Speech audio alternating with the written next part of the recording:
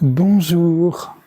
Alors aujourd'hui, je vais lire des extraits d'un livre qui vient de paraître, qui est un émerveillement pour les amoureux de la poésie et de René Daumal.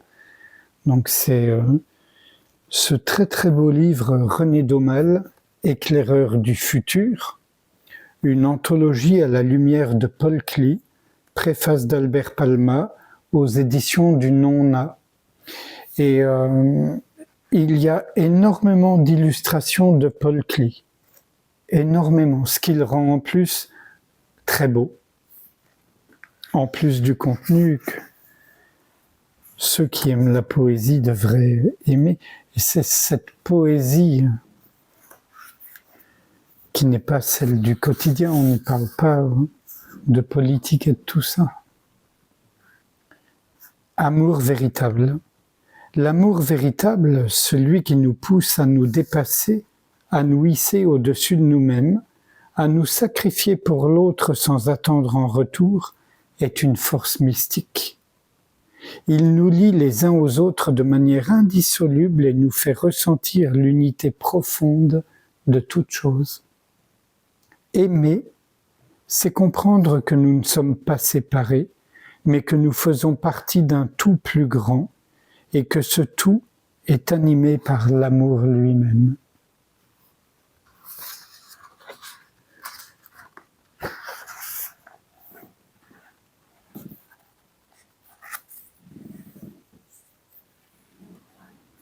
Liberté sans espoir. L'homme veut affirmer son être en dehors de toute humanité, et il s'enchaîne ainsi non seulement par l'orgueil qui fige son esprit dans l'unique affirmation de soi, mais aussi par la puissance du monde qu'il a voulu mépriser. La seule délivrance est de se donner soi-même tout entier dans chaque action, au lieu de faire semblant de consentir à être homme. Que le corps glisse parmi les corps selon le chemin qui lui est tracé, que l'homme coule parmi les hommes suivant les lois de sa nature. Il faut donner le corps à la nature, les passions et les désirs à l'animal, les pensées et les sentiments à l'homme. Par ce don, tout ce qui fait la forme de l'individu est rendu à l'unité de l'existence. Et l'âme, qui sans cesse dépasse toute forme et n'est âme qu'à ce prix, est rendue à l'unité de l'essence divine, par le même acte simple d'abnégation. Cette unité, retrouvée sous deux aspects et dans un seul acte qui les rassemble, je l'appelle Dieu. Dieu en trois personnes.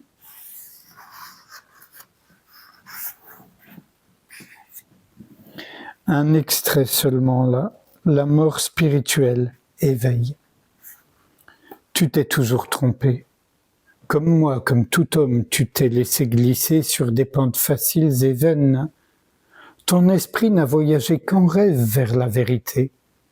Compare aujourd'hui ta pensée avec les choses qui te résistent. Tes plus belles théories s'évanouissent devant le mur des apparences. Ce voile de formes colorées, de sons, de qualités sensibles diverses, si facilement déclaré illusoire, il est solide pourtant. C'est d'ici que tu es parti, mais tu as pris une fausse porte. Ou plutôt, tu as cru partir. Tu t'es endormi sur le seuil et tu as rêvé tes croyances sur le monde et sur l'esprit. Aujourd'hui, je t'attends sur le seuil. Nous essaierons nos premiers pas ensemble. Je te demande d'abord de regarder ce qui t'entoure en ce moment, avec la plus grande simplicité. Vois ce qui t'est présenté. Ne commence pas surtout par mettre en question la réalité de ce monde. Au nom de quoi en jugerais-tu? Sais-tu ce qu'est la réalité absolue? Quiconque entreprend un voyage doit partir du lieu où il se trouve. Il ne doit pas croire le voyage accompli parce qu'il a entre les mains un itinéraire précis et détaillé. La ligne qu'il a tracée sur une carte n'a de sens que s'il peut fixer le point où il est actuellement.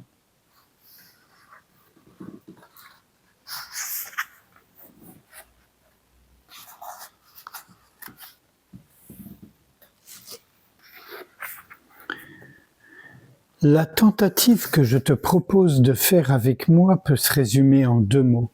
Rester éveillé. Je t'ai d'abord demandé de t'éveiller, de constater ce dont tu as conscience présentement. Tu as conscience d'un changement continuel.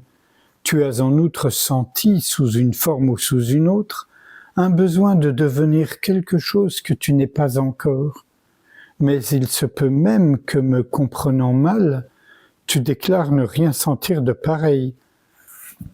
Alors même tu peux expérimenter que, si tu acceptes passivement les conditions qui sont faites à ta conscience, tu dors.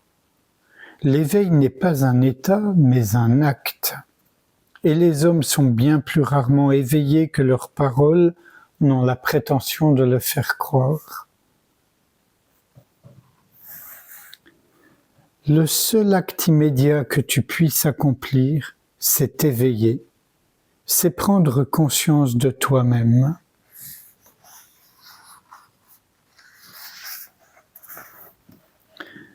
Un autre passage que je trouve très beau, je regarde le temps. Oui. Être. Cet être au-dedans de mon cœur est plus grand et plus vieux que l'atmosphère, plus grand et plus vieux que le ciel lumineux, plus grand et plus vieux que tous les mondes. Ce minuscule-là, c'est l'essence vitale de toute chose, c'est l'être réel, c'est le soi-même, tu es cela.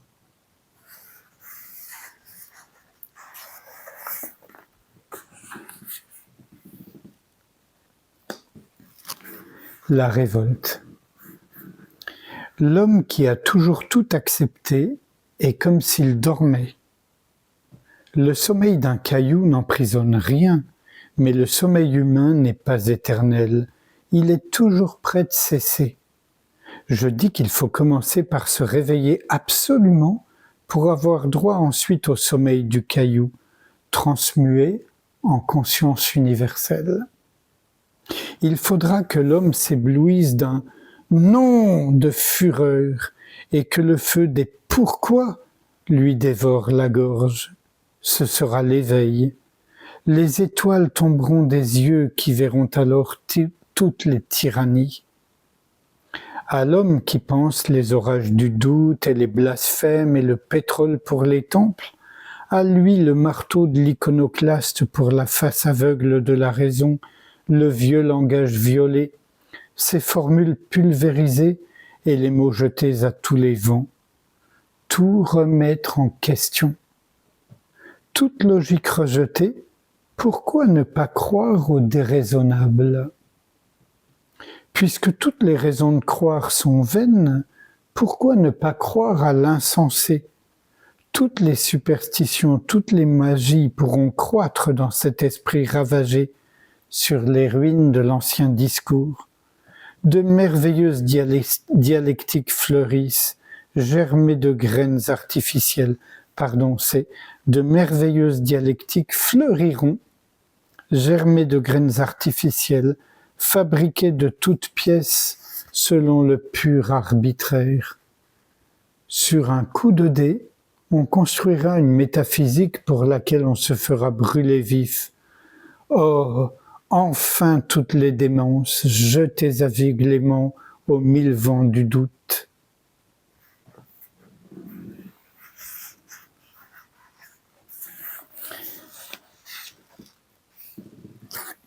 Et un tout dernier extrait. La vérité ne s'enseigne pas, ne s'apprend pas. Elle est là, elle est partout, elle est éternelle. Il n'y a pas de chemin qui y mène. En la cherchant, on s'en éloigne. En s'en éloignant, on y arrive. Et là, René Daumal a signé ce petit poème « René ».